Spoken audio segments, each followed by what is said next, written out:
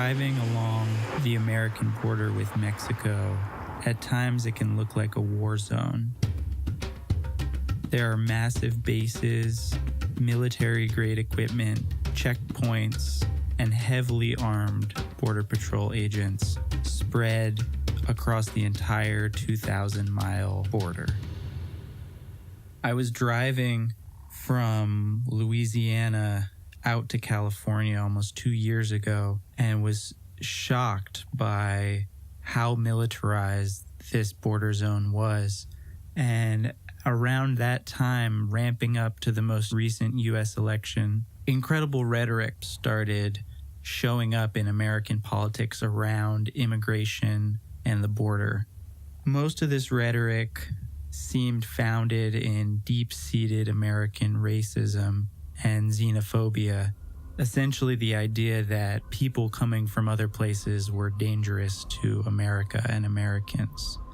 And while fundamentally we know that most immigrants who are coming here are really just coming to work and to find a way to, basically raise money, usually for families that they can't bring with them. Illegal immigration or undocumented immigration also is mostly of people who are coming to this country so that they can find work. So after that drive, I had it in my mind for a few years that I wanted to head back to the border zone and start working on a series of photos that would help me make sense of both the rhetoric around immigration, but also the landscape, which I feel that many Americans don't fully understand, even as they see the rhetoric of immigration so often being a part of conversations about national security, American identity, and larger fears about scarcity, job opportunity, and the financial possibilities that exist for especially working class and middle class Americans. So I finally had some time, open up. I've been working at a legal aid clinic in the Bay Area where I live, so San Francisco and Oakland and the areas north of the Bay, that helps provide free and reduced fee legal aid for immigrants. While I've been working with them doing photography, I've been hearing the stories of many of their clients. They're absolutely harrowing. Just a few weeks ago, I spoke to a young woman who is 22 who came from Guatemala, and after already traveling across all of Central America, when she reached the border, was told that under the threat of death, that she would also have to carry or be responsible for, a 9-year-old child that she was going to bring across the border into the U.S.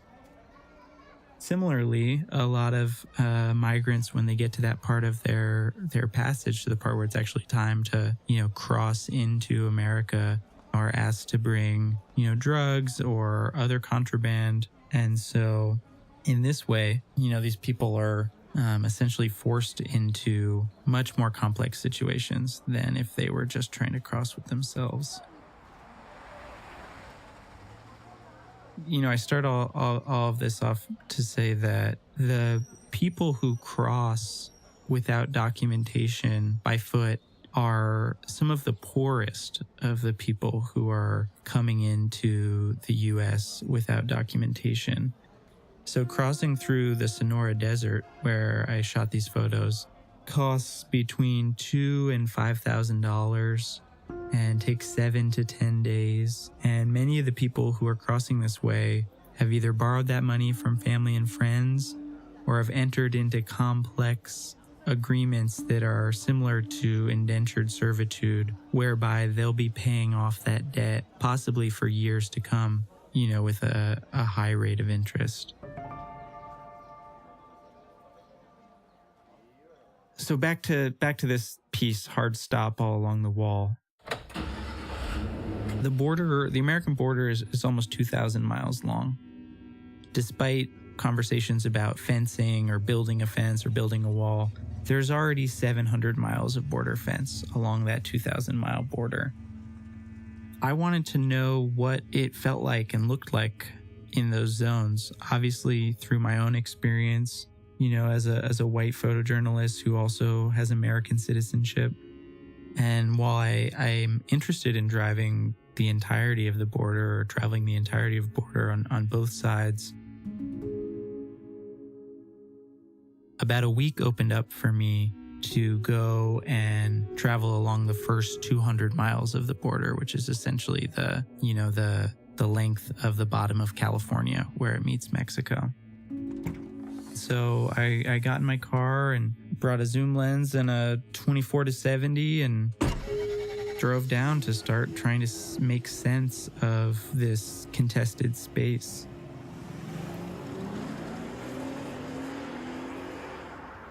And I spent about a week driving along the border through little towns and stopping and talking to people and just seeing what the physical landscape of the zone looked like.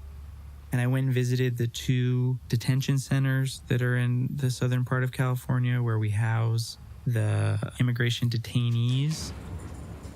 The 2 detention centers, I was not surprised to find out, are both, private prisons operated by a company called Core Civic, formerly the Corrections Corporation of America, whose revenues are, close to $2 billion a year for essentially operating private prisons, which they also, through lobbyists, advocate for tougher policing and sentencing and in other criminal matters because it's their business to incarcerate people.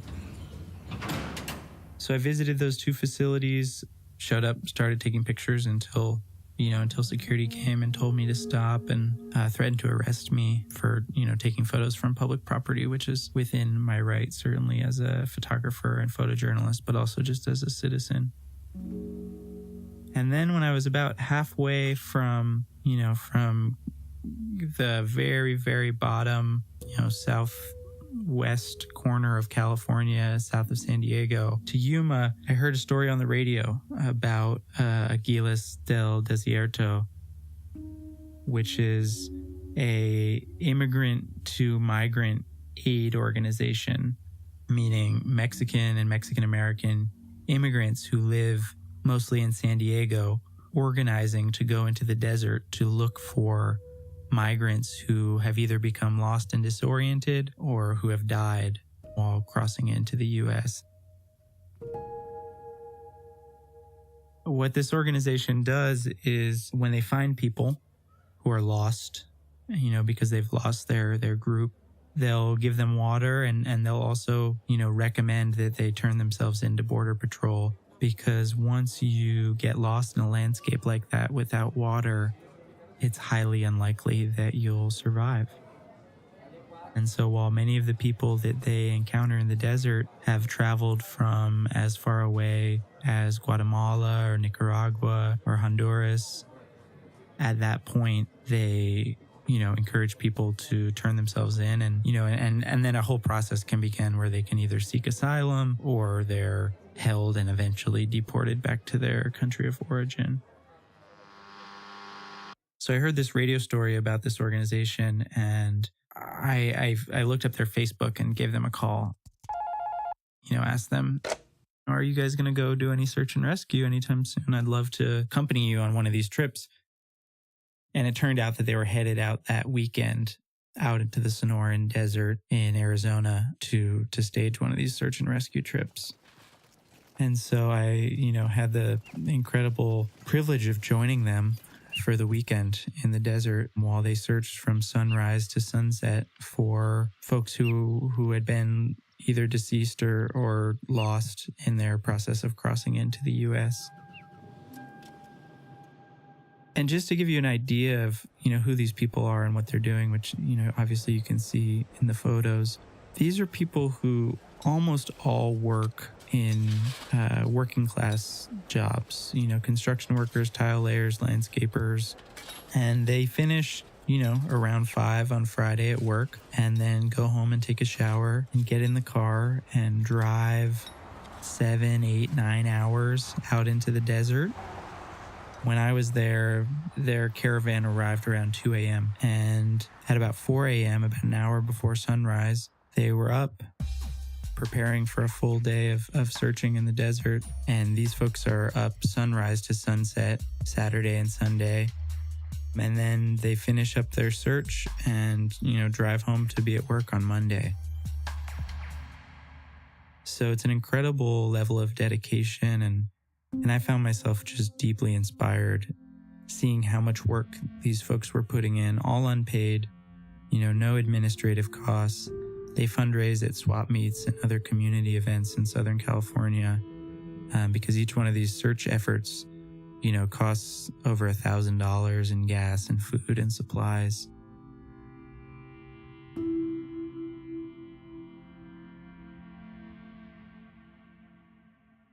So a few facts about American immigration that seemed interesting to me. In the last year, American Immigration and Customs Enforcement, ICE, has arrested 143,000 people. And throughout the year, 420-something thousand people have been in some sort of detention related to their immigration status. Over 60% of that, almost 500,000 people, are held in privately run for-profit immigration detention facilities. And every year in America, taxpayers spend about $2 billion on detention for, immigration-related offenses. So that means that every day there's about 34,000 people who are in a detention facility somewhere in America for immigration violations. And the scale of that is just staggering. I mean, America incarcerates more people than any other nation on earth. But its incarceration of immigration violation, suspects really only began in the 90s and kind of simultaneously emerged at the time of private prisons lobbying, American politicians for increasingly harsh sentencing.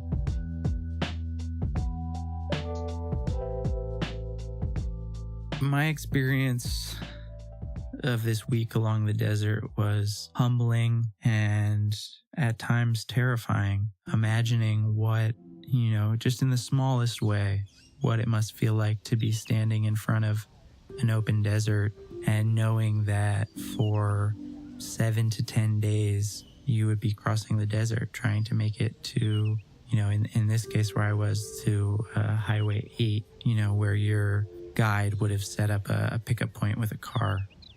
And then that's just really the beginning of the journey, eventually trying to make it to a city where you felt safe, where you could work or begin working, likely off the books, so with very, very minimal protections. For many of these folks who are coming into the country, most of their money is getting sent back to families that they have in their country of origin. So I think this story was really, for me, just the beginning of an exploration of what some of these spaces look and feel like, some of the stories of the people who are spending time in these spaces. And really, I think my goal is to, not only help people tell their own stories of their, migration into the U.S., but to help people who aren't necessarily connected to these migrant communities or immigrant communities understand the incredible challenges and the incredible amount of work and endurance that it's taken each one of these individuals to come into the country.